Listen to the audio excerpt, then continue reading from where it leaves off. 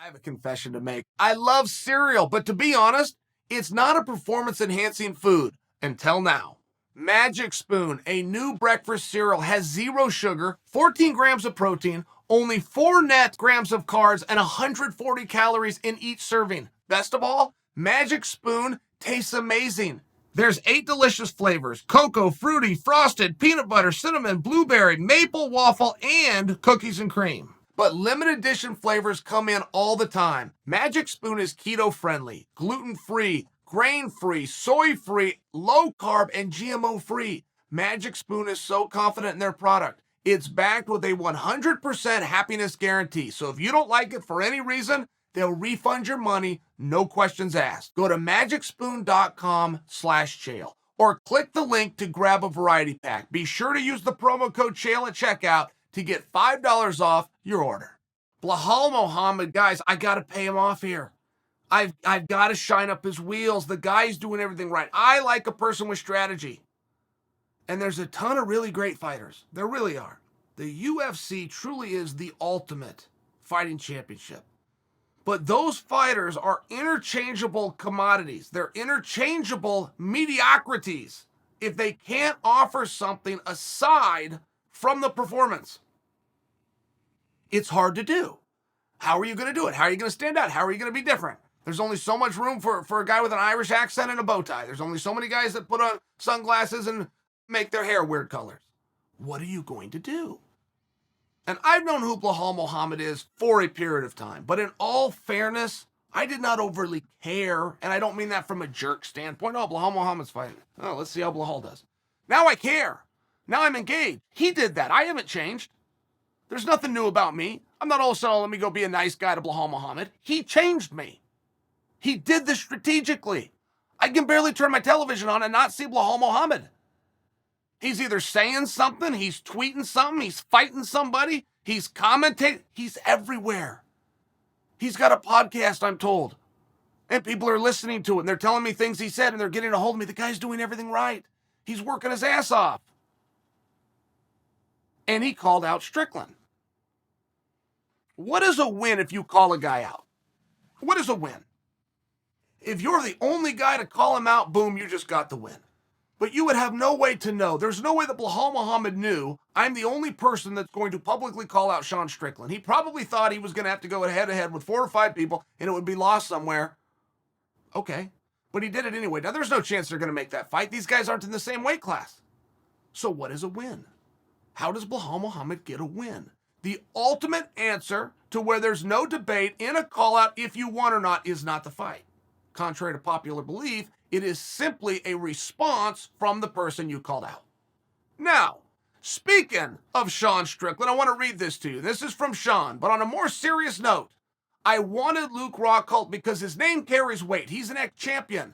Like, if you beat Luke Rockhold, it artificially bumps you up into like a 2 or 3 spot where you beat the next guy and you get a title shot, Strickland continued. I don't give a F about the rankings, man. There are so many savages that aren't even ranked, but it's all about this to get a fight for the belt, right? There's a card in California, I think, in January, and a couple of my buddies might be on it, and I wouldn't mind fighting in my home state, right where I grew up, but you know, I would like the fight to carry some weight. If I fight, I want the fight to mean something and potentially put me in line for a title shot, end quote. But now Sean Strickland's finally told us something. Sean Strickland has played very much, I do not care, I am here to make money, I like beating people up. He has played that very much. This is the first time that Sean has ever spoke about any kind of strategy to put himself in line for a title. And by the way, he did not call out Adesanya.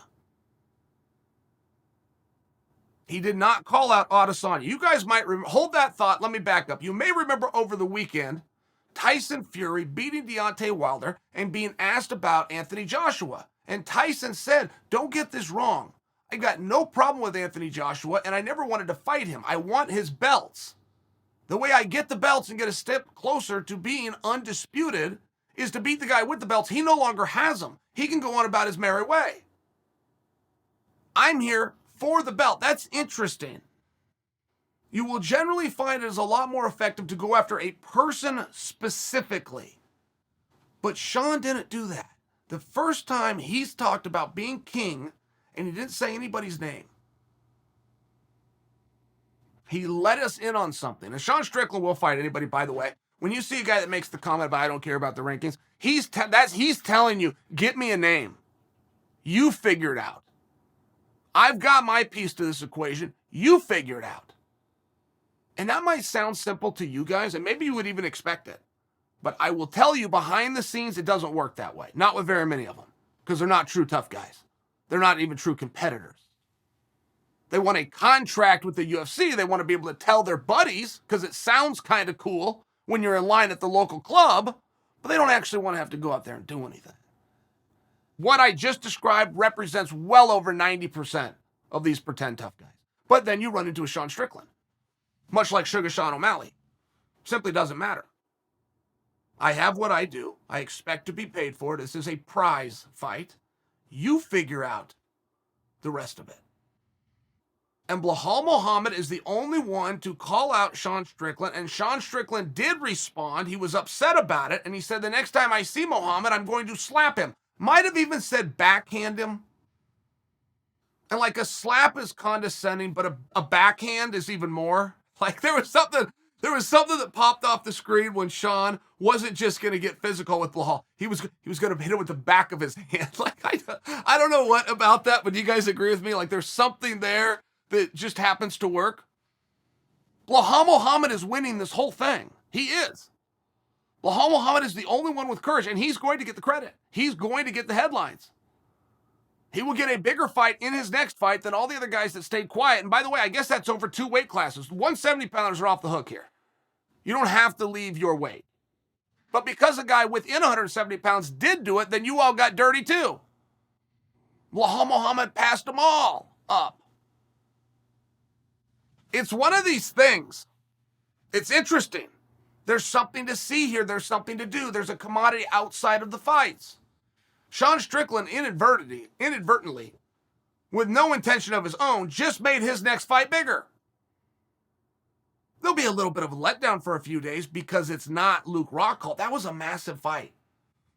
I feel like I'm the only one that knows that. Am I the only one that sees you got a guy that's won 7 in a row against a former world champion? Am I the only one? I felt like that for a minute there. But now all eyes are on Sean Strickland. What's next? Sean, much like Muhammad, has found a way to make himself extremely interesting in a short period of time. I will submit for you that wherever they started, right? Some guys are still bigger, some guys are still lower. But wherever you were 1 year ago versus where you are today, I submit for you nobody has put a gap between 12 months ago themselves and today themselves than Sean Strickland. However much Sean's star has rised, it has rised more faster than anybody else. But right behind him, I would put Belal Muhammad. Belal is doing everything right. Sean's is on accident. Turns out, Sean's an interesting guy that you guys love.